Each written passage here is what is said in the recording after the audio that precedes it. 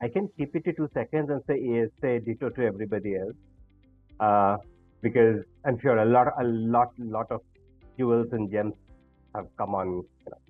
However, I just want to bring in few aspects. First and foremost, that uh, promotions or taking up a larger role is not necessarily always being a manager at a cost of reputation, but also maybe moving to a level where the expectation of delivering that role may be much beyond. Like for example, when somebody is moving on to making it easy to a first time manager kind of a role, the focus will still be execution, some level of plan. Somebody when the person moves, say, at a mid management role, probably it would be midterm planning, couple of years from now, trying to find out risk, essentially, focusing on continuity, sustainability of the team, of the process, of the business, and so on. Right. When somebody steps up a step, moving on to say the leadership kind of role, right? Out there, the expectation would be to be able to see the beyond. Maybe competition, maybe market, maybe what is happening, right? Maybe much more focus on the winds of change. And I have seen a lot of times people, the best of managers, best of junior managers, falter at the mid level, and maybe they fail being a senior. So, and it is not their fault. It is science, and our mind always pushes us to do things that has given us success in the past. I mean, no doctor. I mean, all of us know it. So therefore, and the other point that I would want to bring in here is that probably the decision on that promotion or the decision on that movement is probably not done by HR.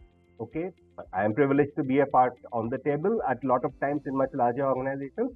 At times, inputs come on to us that okay, this is the promotion list, right? We, lot of us keep at that point in time, dil pe patthar rakh ke, put bricks on our head and minds and just implement. Knowing jolly well that probably we are shaping this person for failure.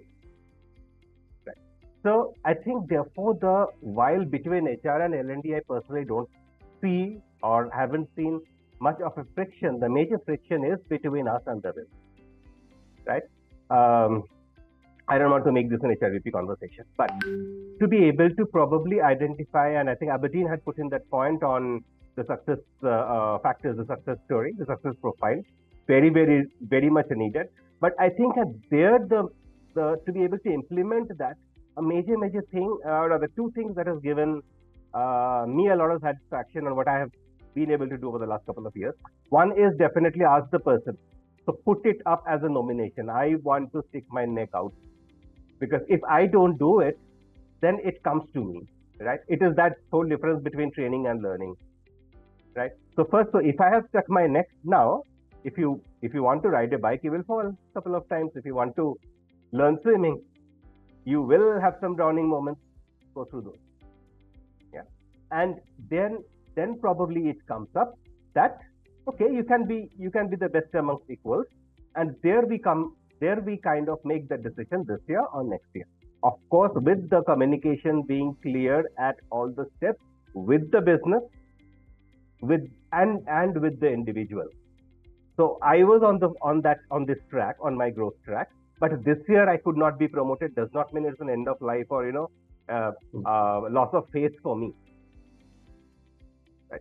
And here I think a lot of times the maturity of the organization plays a big role.